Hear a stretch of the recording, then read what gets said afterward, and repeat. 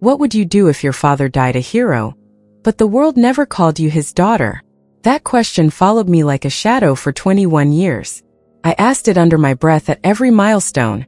Birthdays, graduations, lonely nights when I could only imagine his voice. But the world kept its distance, its silence heavier than any answer. I stood alone at the Kansas City Veterans Memorial, clutching the only photograph I had of him. The sky was a hard winter blue, cold enough that every breath felt like a knife. Around me, people passed in waves, families wrapped in flags, children with bright red poppies pinned to their coats. I stood still, invisible in the flow. Then a voice behind me. Mississippi family only beyond this point. The security guard didn't sound cruel, just firm, efficient. His eyes barely glanced down at the crumpled photo in my hands before flicking away again. I had driven 10 hours from a small Oklahoma town to be here, to see his name etched in stone. Yet here I was, pushed back like a stranger. "I'm here for Sergeant Daniel Carter," I whispered. "He's my father." The guard shook his head slightly. "Only listed family." "I'm sorry." My cheeks burned.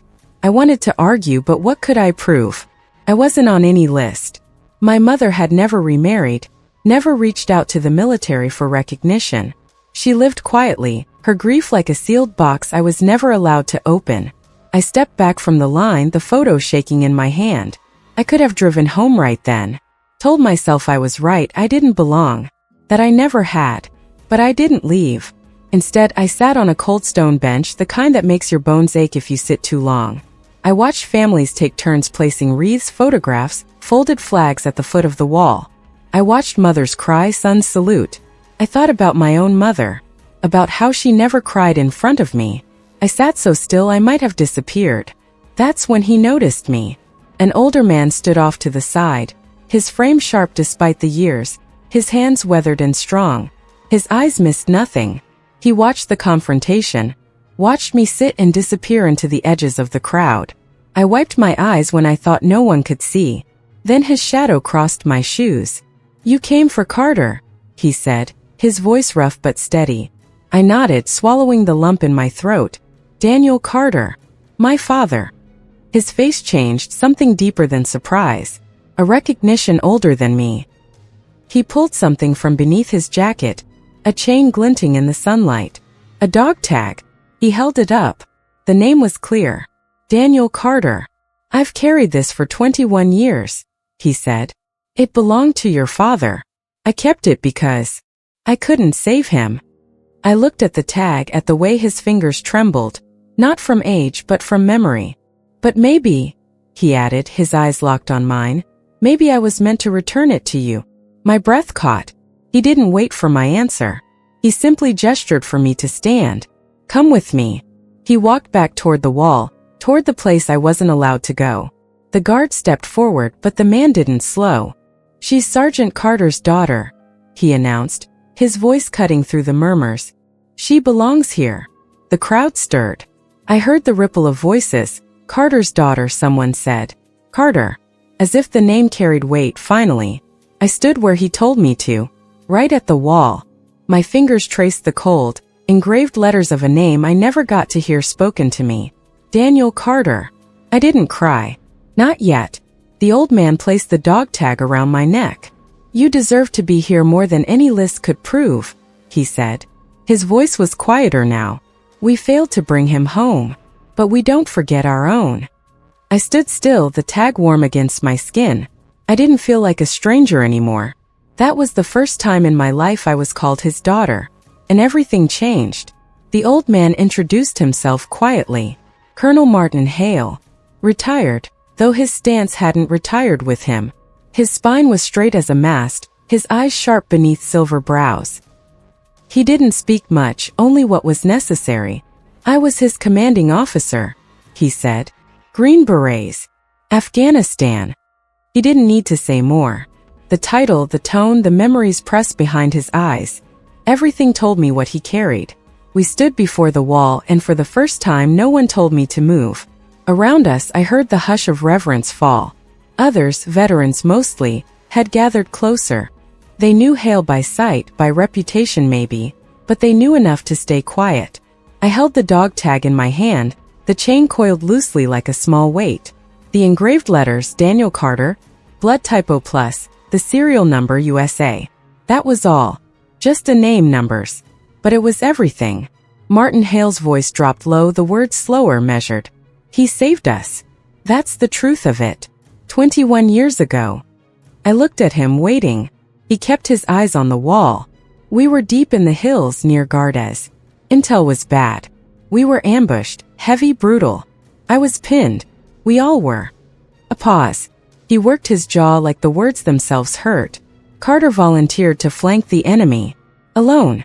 Said if he could draw fire long enough we could break out. He knew what that meant. Knew it before I even gave the order. His eyes flicked to me then. He didn't wait for orders, Emily. He just ran. There was something in his voice I couldn't describe. Fracture. A wound still breathing beneath the years. He ran straight into it. Covered us until the last man cleared. Then he was gone. I swallowed the air like it might steady me. Did you find him? No. His voice cracked for the first time. We tried. Couldn't reach the body before air support flattened the ridge. They called it necessary. I called it a grave. I nodded slowly. That was all my mother ever said. That there was no body to bury. He had a daughter, Martin said, almost to himself. We all knew that. He talked about it like a promise he was running toward. Said she was the reason. I looked at the wall. My father's name was there, but no one knew me. No one ever said my name. I was never on any list, any registry. My mother kept her grief private, her bitterness with the military sealed in silence. He never made it home, I whispered. Martin looked down. No, but we carried him with us. And then, loud enough for the others to hear, he said, She's his daughter. She belongs here. More than any of us. The murmurs swelled. Another man, broad-shouldered, with faded tattoos peeking from under his sleeves, stepped forward. I was with him, the man said. Carter saved my life that day. One by one, others emerged from the crowd. Men in caps heavy with pins. Women with upright posture. Eyes damp with memory. They formed a circle around me, their presence a shield. I stood inside that ring, the dog tag in my hand, my heart too full to speak. That's when one of the organizers approached, unsure, cautious. Ma'am, he said, addressing me with a sudden formality I wasn't used to. Would you do us the honor of placing the wreath? It's usually reserved for Gold Star mothers. I froze. My mother wasn't here. She wouldn't have come. But the eyes around me were waiting. Martin spoke for me. She'll do it. He pressed his hand to my shoulder, steadying me as I nodded. The wreath was heavy, braided with red, white, and blue carnations.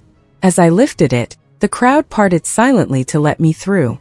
I stepped forward, the grass cold underfoot, the sun pale and brittle overhead.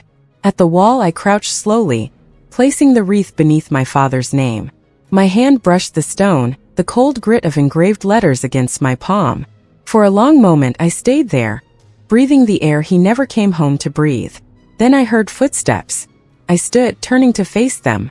One by one veterans stepped forward. Some saluted, others simply nodded. But many spoke. I was there, one said. I saw him stand so we could live. Another. He carried the weight of 10 men on his shoulders. Never broke. Each story was a thread, pulling together a man I'd never met but carried inside me. Martin Hale was the last to speak. Daniel Carter wasn't just a soldier, he said. He was the kind of man who makes others better. We failed to bring his body home, but will not fail his memory. Not while we breathe. Then softer, just for me. You carry him better than any list, Emily. I stood taller then, the dog tag resting on my chest, the weight of it a kind of anchor. For the first time, I wasn't the daughter of a ghost. I was Daniel Carter's daughter. I wasn't alone. The wind moved through the memorial, soft and low like a voice too tired to shout. I stood among these men and women who had known my father, not in photographs or folded flags, but in the dirt, the gunfire, the silence between. I watched them reclaim a name that had always felt distant to me, now returned like something warm I didn't know I was allowed to hold. A younger soldier, maybe 50, with a walking cane of burnished wood, came up and pressed his hand to mine. I remember the sound, he said. The gunfire was endless. Then it stopped. Because of him. It's a sound I never forgot. I didn't know what to say, so I said nothing. Just held his hand a moment longer than strangers should. Martin Hale waited until the last of them spoke, then led me back to the wall. His hand never left my shoulder. The stone shimmered slightly where the sun caught the names. He was one of the best, Martin said. Smart, brave, kind. Did he know about me? I asked. The words fell out of my mouth like a child's question. Martin turned to me, his gaze unwavering. He talked about you like you'd already changed his life. Said he was fighting for a daughter he hadn't even held yet. Said knowing you were coming kept him brave. I swallowed my throat tight. My mother never wanted to talk about it. She carried her own war, he said simply. Grief makes soldiers of us all. I stared at my father's name again. The tag warmed against my chest. It was the first time I realized that his absence had been a war in me too. One I'd fought quietly without victory. A small crowd remained nearby. People stood back, whispering. I caught fragments of words. Carter's girl, the daughter. After all these years. Their eyes weren't cruel. They weren't dismissive. But they looked at me as if I had emerged from a story no one believed anymore. Then Martin did something that stilled the murmurs. He pulled a chain from beneath his jacket, not his dog tag this time, but something older, battered, the crest of the Special Forces. The same emblem I had tattooed small and hidden on my left arm. A tribute I thought only I carried. This was Daniel's too, he said. It was recovered from his kit, what little we could find. Kept it. Figured I'd find a way to give it back. I shook my head, overwhelmed. I can't. You can, he said. Because it's yours. He wanted it for you. I took it. The metal was cool, worn smooth at the edges where fingers had once turned it over, again and again, maybe in fear, maybe in faith. When I slipped it over my head, it rested against the dog tag. The two pieces of metal met with a quiet click, like the closing of a door long left ajar. You're home now, Martin said, his voice low. I closed my eyes, trying to hold that moment still. But memories of my mother surfaced, her closed mouth, her dry eyes, the way she never touched the box of metal she kept in the attic. She never wanted the military to have me, I whispered. She was angry. She had every right, Martin said. We promised to bring them back. But we didn't. The world forgets the bodies it doesn't bury. I felt that truth settle deep in my chest. Why now? I asked. Why tell me now? He turned his face to the sky, watching the cold sun hang there, pale and indifferent. Because I'm dying, he said. I blinked. What? Cancer, he said simply. They say a few months, maybe less. I didn't want to carry this weight out with me. I wanted to return it. To you. I looked at him, at the hard angles of his face, the stubborn will still stitched into his spine. I thought of my mother too, swallowed by her own quiet illness. I don't know what to say, I murmured. Say nothing, Martin said. But wear the tag, the crest. When people see you, let them know he lived. That he mattered. I nodded, unsure whether my heart was breaking or mending. Someone from the memorial staff approached again, more respectfully this time. Miss Carter, he said, using my name like it meant something. The organizers would like to offer you a place of honor next year. Gold Star family. I looked to Martin. You earned it, he said. But that word earned echoed in my mind. I hadn't earned anything. I was just what was left behind. Still I nodded. Martin placed his hand on my shoulder once more, then turned to the others. His voice, though quiet, carried. Her father died for us. For all of us. Remember that. And just like that, strangers became family. Veterans, widows, old men in wheelchairs. Each gave me a nod, a touch on the arm, a quiet welcome home. As the sun tipped west, shadows stretching long and thin across the memorial lawn, Martin Hale and I stood in silence. Then he spoke once more. You don't need a name on a list to be family, Emily, he said softly. Sometimes the men who stood beside your father carry his memory better than the blood he left behind. I breathed those words deep, the weight of them heavy, steady. I came to Kansas City a stranger. I left as Daniel Carter's daughter. and I carried him with me. Not in stories, not in grief, but in memory warm against my chest. We walked back toward the edge of the memorial together, Martin and I. He moved slower now, the years sitting heavier on his bones, but his steps were steady and I matched his pace. The memorial was thinning out. Families drifting toward their cars, the cold afternoon settling in their bones. Still people watched us pass. Some saluted Martin. Others offered a soft nod to me, not quite sure how to place me, but knowing I belonged. That was enough. Near the parking lot, Martin paused to catch his breath. The wind pulled at the corners of his jacket, but he stood still. "You live in Oklahoma?" he asked. "Yeah, near Tulsa. Small town." He nodded, eyes distant. "Your mother's still there?" I hesitated. "She passed 2 years ago. Breast cancer." His gaze dropped, not in surprise but in understanding. "I'm sorry. She didn't tell anyone how bad it was. She just faded. I think she didn't want me to carry her grief too. She carried enough of it herself." We stood together for a while, watching the horizon grow dim. "She never wanted me near the military," I said. "Never let the army contact me, never told them about me," she said. "She said it would swallow me up too." "She wasn't wrong," Martin said quietly. "Some wars don't end just because the fighting stops." I looked down at the tag on my chest, the Special Forces crest resting beside it. I didn't feel swallowed. I felt weighted, sure, but not crushed. "She told me to forget," I whispered. "Forget the army. Forget the war. Forget him." Martin looked up at me then. "And did you?" I shook my head. "I tried. I really tried." He smiled faintly. "Good. We should be remembered, even when we don't ask for it." We stood there longer than we needed to, neither of us wanting to end the conversation that felt like it was 20 years late. Finally, Martin reached into his coat and pulled out a worn notepad. His handwriting was tight, disciplined, and he scribbled something on a torn sheet of paper before handing it to me. "Address," he said. "Come see me sometime, if you want to know more." I looked down at the address. A home in Missouri, just a few hours away. "Will you be there long?" I asked, hearing the question for what it was. "Long enough," he said, and smiled in that tired way of men who've seen too much. I folded the paper carefully, sliding it into my pocket. "I will." He nodded, satisfied, then turned to go. "Colonel Hale," I called softly. He stopped, glanced back. "Thank you." His eyes warmed just slightly. It was time.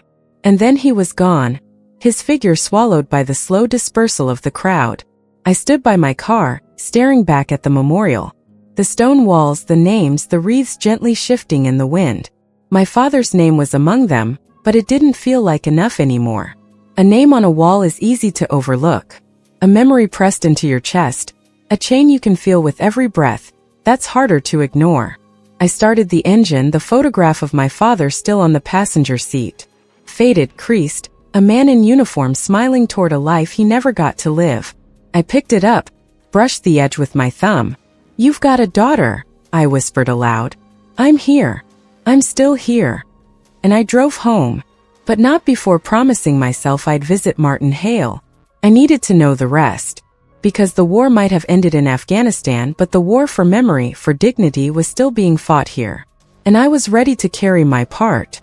I drove back to Oklahoma under a sky that darkened faster than I expected.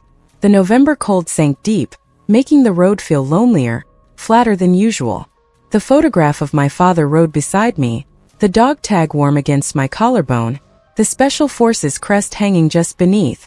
Every so often, I'd glance at the passenger seat, half expecting the photo to speak, to explain the years I'd spent not knowing, not belonging. But it stayed silent. When I reached home, a small rented house on the edge of Tulsa, I didn't sleep. I set the photograph on my kitchen table, lit by the amber glow of the overhead bulb. Beside it, I laid the dog tag and crest, staring at them like pieces of a puzzle too weathered to fit. I remembered my mother's face, her voice clipped and brittle whenever I asked about him. I remembered her sitting on the edge of the bed with that box of medals, never opening it, just resting her hand on the lid. I was 12 when I found her crying over it once, shoulders shaking so softly she never made a sound. She saw me and wiped her face, told me to go back to bed. I never saw her open the box again. I pulled it down from the closet that night. Dust coated the lid, but inside the metal still gleamed in the faint light bronze star, purple heart, other commendations with ribbons fraying at the edges. Beneath them a folded letter. I didn't remember seeing it before. The paper was brittle, the handwriting my father's. I knew it without being told. My mother must have read it 100 times but never told me. I unfolded it carefully. Emily, if you're reading this, then I didn't come home. I'm sorry for that, more than words can say. I wanted to see you walk, hear you talk, see who you'd become. I'll never have that, but I hope you'll forgive me for leaving. I didn't go to war because I loved it. I went because I loved you even before you took your first breath. I wanted you to live in a world where men stood between harm and home. That's all I tried to be, someone who stood. I hope you live well. I hope you live free. And I hope you never forget that you come from a line of people who stood no matter the cost. Your father, Daniel Carter. The paper trembled in my hands, but not from the cold. No one had read this to me. No one told me he'd written it. My mother must have hidden it away, like all the pain she never let slip. Maybe she thought it was easier that way, to raise me in a quiet house rather than one echoing with ghosts. I slept with that letter on my nightstand. I don't remember when I drifted off, but when I woke the next morning, the weight of it was still there. 2 days later, I packed a small bag and drove to Missouri. Martin Hale's address was scrawled on the paper he'd given me. A single-story house on a quiet cul-de-sac, its porch light dim even in daylight. The yard was clean but plain, the grass faded yellow by winter. I knocked twice. It took a while, but then the door creaked open. Martin stood there in a sweater, thinner than I remembered. His face looked grayer, but his eyes hadn't changed.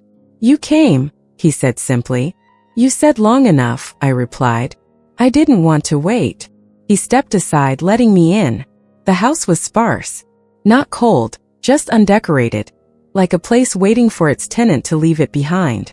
A few photos on the mantel, military units, medals, men in fatigue standing shoulder to shoulder. A woman in one frame, Martin, and a younger woman, her eyes sharp like his. A daughter, I guessed. "Coffee?" he asked. "Sure." We sat in his kitchen, chipped mugs between us, silence filling the spaces where small talk should have gone. He didn't ask why I came. He knew. "You want to know about him?" he said.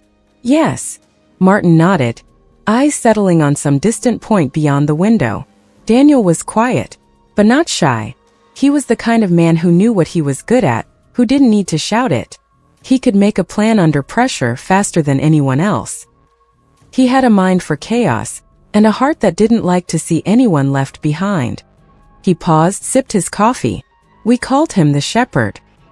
He got us out of more dead ends than I can count. I smiled faintly. The Shepherd. He never liked the name, Martin said with a low chuckle. Said it made him sound old. He shook his head, then his gaze softened. "You look like him," he said. Not in the face so much, but in the eyes. He had that look like he was always watching for the thing no one else saw. I swallowed hard. I wish I'd known him. Martin looked at me firm and clear. "You do. He's in you. You're proof he existed." We talked for hours about the mission that killed him, about the months before, about the jokes he told, the way he held his rifle, the songs he hummed under his breath. Small things, but they painted a man. A man bigger than a folded flag. As the sun fell behind the Missouri hills, Martin's voice slowed. His breath caught easier. He stood abruptly, leaving the table for a cabinet. He returned with a small box. "I was saving this," he said, "for the right time." I opened the box. Inside was a photograph, my father grinning, his arm around Martin's shoulders. They were covered in dust, grinning like idiots, alive. And beside it, a patch. His unit insignia, battered, stitched carefully at the edges to keep it together. I touched it gently. "You kept this." Martin's voice was softer now. "He saved us. Keeping these things. It was like keeping a promise." I looked at the patch, the photo, the letter I'd found. All pieces of a man I'd never met. But now I knew him. I looked up at Martin. His face was pale, sweat at his brow. "Do you need to rest?" I asked. He shook his head. "Not yet. I wanted to see his daughter. I wanted to know I passed it on. He smiled, faint but real. "You're home now," he said again. I stayed until evening. He slept in the recliner, the blanket tucked up to his chest. I sat quietly beside him, not wanting to leave just yet, because leaving felt like another goodbye. When the house grew dark and the quiet wrapped us both, I whispered, "Thank you," and I think even in sleep he heard. Martin passed away 3 weeks later. I found out from a letter, not an email, not a phone call. A letter in his tight, careful handwriting, mailed days before his body gave up. It was short, no ceremony to it. "Emily, thank you for coming. I slept better after you left. I want you to know that I kept the promise. He asked us to remember. I did. You carry more than his name. You carry his decency, his clarity. Don't let the world tell you who you are. You already know. Stand like he did. Colonel Martin Hale." That was it. No apology for dying, no final wisdom beyond what mattered. Stand like he did. I drove back to Missouri for his funeral, a small service attended by family, a few soldiers too old to wear their uniforms comfortably, and me, a stranger by blood but family by memory. They handed me a seat near the front, not because I asked, but because his daughter insisted. "He talked about you," she said. "Said you were the final thread to tie together." We buried Martin beneath a plain military marker, his name, rank, and dates chiseled with quiet respect. I stood there long after the others left, the dog tag around my neck, the Special Forces crest beside it, the patch tucked safe in my jacket. Martin was gone, but he'd done his part. He'd remembered, and now the memory was mine. Back in Oklahoma, I found myself restless. The kind of restlessness that settles when there's something still unfinished, unsaid. I drove past the military recruiting office more than once, wondering what my life would have been if I'd known my father, if I'd felt his shadow not as a wound but as a guide. I didn't enlist, but I started attending the local VFW, quietly at first. I sat in the back, listening to stories I didn't understand fully. But then someone would mention a unit, a deployment, a lost friend, and sometimes I'd know the name. Martin had told me the names. They noticed me. Asked why I was there. I told them. Daniel Carter's daughter. That name traveled through the hall like a secret passed hand to hand. One man stood, Vietnam vet, his hair white and thin, his eyes sharp as pins. "Carter," he said. "Green Beret." I nodded. "Damn," he muttered, smiling faintly. "Heard of him. Didn't think he had family." "He does," I said quietly. "He does." And from that day, I wasn't the stranger in the room. They taught me things. How to fold a flag properly. How to stand at attention not because I served but because I carried. Stories of men who lived, women who fought, wars that broke and built them. I carried my father's name like armor. But there was still one thing left to do. I returned to Kansas City the following year, this time invited by the memorial organizers. They listed me formally. Emily Carter, daughter of Sergeant Daniel Carter, Gold Star family. The words looked official, printed on paper. But what mattered wasn't the title. It was the veterans who remembered. I stood again before my father's name. I placed the same wreath the same way. Only this time I wasn't alone. Veterans stood with me, encircling the space without command. Martin wasn't there. But his voice was. You don't need a name on a list to be family. I traced my father's name with my fingertips, the cold stone familiar now. I remembered his letter, the one he wrote for me, tucked away in the box my mother kept shut. I wanted to speak to him aloud, but the words caught. Then a voice behind me. "You're Carter's girl." I turned. An older man, stooped with years, his jacket tight with pins and patches. "Yes," I said. "'Bout damn time you stood here," he muttered and tipped his cap. Others followed. Some placed their hands on the wall, others on my shoulder. They stood with me not because they had to, because they remembered. As the ceremony wound down, I remained.